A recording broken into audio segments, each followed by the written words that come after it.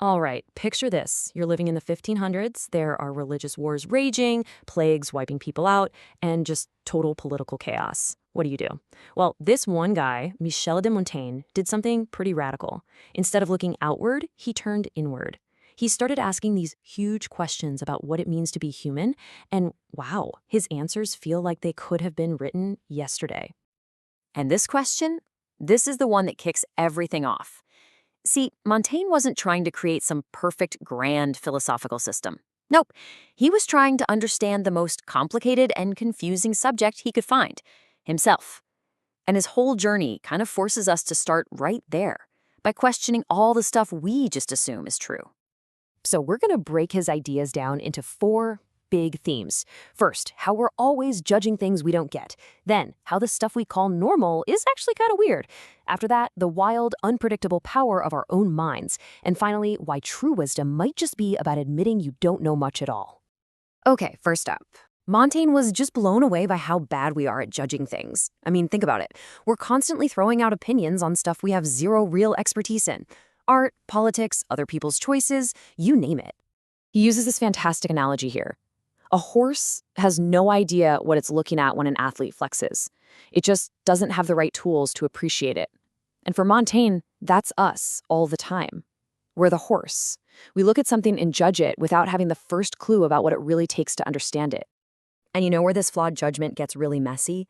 When we start talking about truth. Montaigne had this idea that lies are incredibly complicated. You have to keep track of them, patch them up. But the truth is simple. It's direct. And he saw this play out all the time in the high-stakes world of politics and diplomacy. And this story just illustrates his point perfectly. So this ambassador, he's got this whole complicated, prepared speech ready to go. But he gets tripped up by one single, simple question that his whole tangled web of lies just wasn't ready for. In trying to sound polite, he completely blurts out the truth. That yeah, the execution did happen. His lie was a mess. The truth came out in one tiny, fatal slip-up. So let's move on to our second theme, because this builds on that idea. Montaigne was living in this incredible age of exploration, right? And he got super interested in how meeting people from other cultures could reveal just how absurd his own society was. He basically realized that everything we think of as normal is just a habit we picked up. So get this. A group of indigenous people from Brazil were brought over to France. And Montaigne actually got to sit down and talk with one of them. And instead of looking at him like some savage, he used it as a chance to hold a mirror up to his own civilized European world. This quote is just devastating. What Montaigne is getting at here is that Europeans were torturing people. I mean, burning them at the stake, pulling them apart on the rack, all over religious arguments. He's saying that is way more barbaric than this tribe's custom of eating their enemies after they were already dead as a form of revenge. And this just lays it all out. It leads to Montaigne's really shocking question. Who are the real barbarians here? Is it the people following this ancient ritual with their dead enemies? Or is it the civilized folks who are torturing their own living neighbors?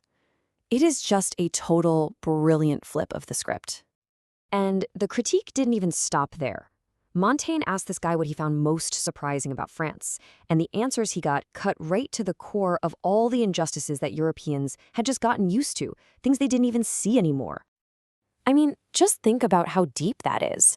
These visitors look at things the French take for granted, and they ask, wait, why do all you big, strong guys with swords listen to a little kid? And even more poignantly, why are some people living in luxury while others are literally starving at their doorsteps? Why don't the poor just burn down their houses? They saw a society built on things that made absolutely no sense, and they were stunned it hadn't just imploded already.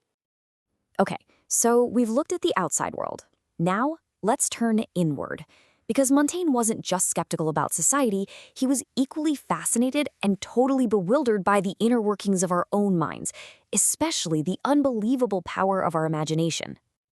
Montaigne basically collected all these bizarre stories about the mind's power over the body. He wrote about a woman who was so convinced she'd swallowed a pin that she was only cured when a clever doctor secretly tossed a bent pin into her vomit bowl for her to find. I mean, he was documenting what we now call the placebo effect hundreds of years before anyone coined the term. He showed how what your mind believes can create a very real physical result. And this wasn't just some wacky collection of folktales.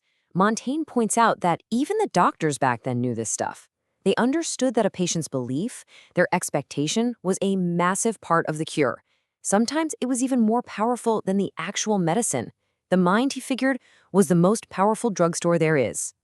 And all of this brings us to our final and maybe the most important theme, Montaigne's totally radical ideas about what knowledge and education should even be.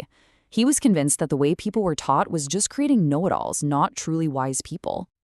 This right here is the heart of his argument.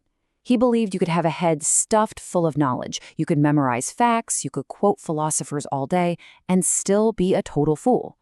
For him, the real goal of learning wasn't to fill your head up with other people's thoughts. It was to form your own judgment, to make knowledge a part of you, not just something you carry around to show off. This is Montaigne at his most blunt. He's saying that an education based on just memorizing and repeating things doesn't create thinkers. It creates parrots. The important question isn't, what did Plato say? It's, okay, but what do you think? What are you going to do about it? And this whole philosophy, it's literally baked right into the title of his life's work. He called his writings his Essais, which in French means attempts or trials. He wasn't sitting there pretending he had all the answers. He was just showing his work, documenting his attempt to figure things out. And really, that's the big takeaway. Montaigne gives us all permission to be a work in progress. His entire project is a monument to the value of the process itself.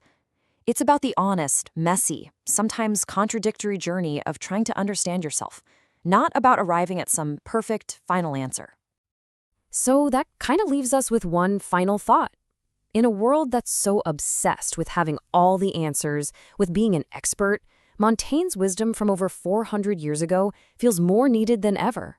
He reminds us that maybe, just maybe, true understanding doesn't come from finding the right answers, but from having the guts to keep asking the right questions.